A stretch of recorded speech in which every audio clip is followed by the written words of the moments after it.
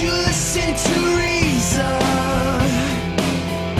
Will you open your eyes? It's a wonder what you'll find with an open mind. You may be surprised. Let's start off with Corey from Schenectady. How are you? Yeah, and I'm Good, just how going are to you? remind the audience that Corey is a long-time repeat caller. No, this is the second. This is the third time, actually. Oh, okay. That's long enough. Sure. You guys make the claim that you don't know how the universe got here, right? Correct? Well, depends on what you mean by no, but yes. So, yes. Well, like I said, it depends on what you mean by no. You make the claim you don't know. I've heard you say that several times. You don't know how the universe Sure. got here. Before the Big Bang. Okay, so why is it wrong for me to know? Well, How do you know? Well, in the beginning, God created the heavens and the earth. Yeah. no, we how do know you know that you think that? that? How do you know? How do you? Sorry, two hosts here. How do you know it's not true? You're shifting the burden of proof. We don't have to Doesn't just prove matter. that.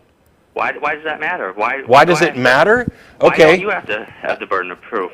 Because we're not the ones that are claiming that we know. I'm sorry, Well, Corey. exactly. So Corey, if you don't know, Corey. why can't I know?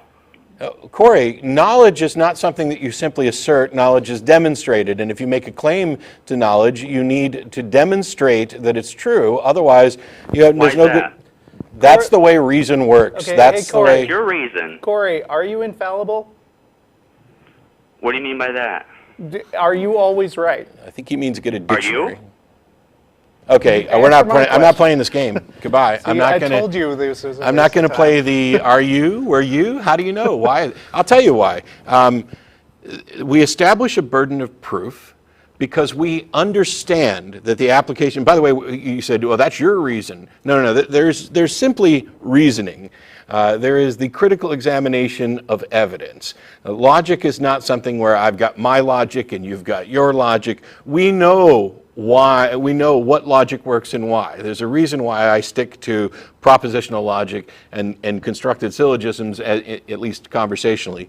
And there's a reason why we establish the burden of proof. And that's because in your world, Corey, you get to claim that you know and you have no burden of proof, and so can 100 other people all know answers that don't agree with yours. And so now we're in a world where there's 101 different propositions out there that all claim that they know, and none of them agree with each other, and none of them want to take on the burden of proof.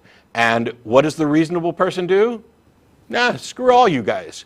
The first one of you that can actually demonstrate that your claim is true, that's where we're going to start saying, okay, let's investigate this further and find out if it is true. But all of you who are claiming that you shouldn't have any burden of proof, there's no reason any of us should care at all what you say. You might as well be saying that you know that M&Ms created the universe, because you have just as much evidence for that. Yeah, and this is exactly what I was talking about at the beginning, about basically why science exists. Because as far as we've recognized, there haven't been any infallible people around.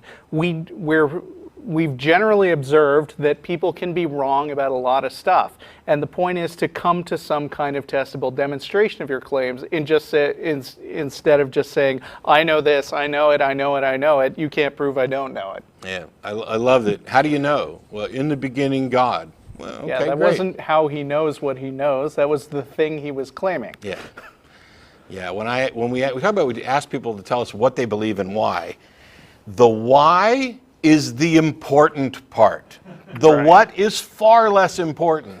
And if you aren't willing to address the why, then you are not being intellectually honest with yourself or us.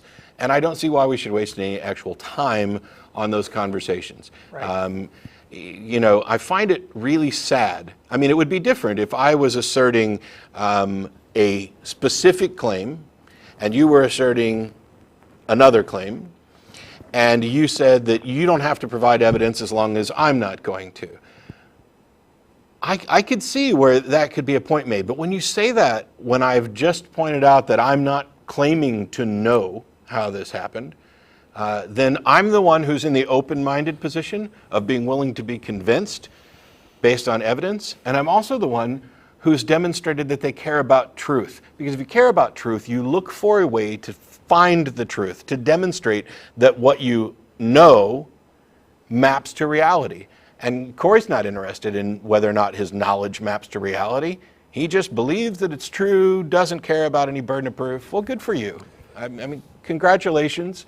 You have set yourself up with a vapid, defenseless proposition. I hope it serves you well. The rest of us are going to focus on reality and try to find some truth, and we care about actually demonstrating it.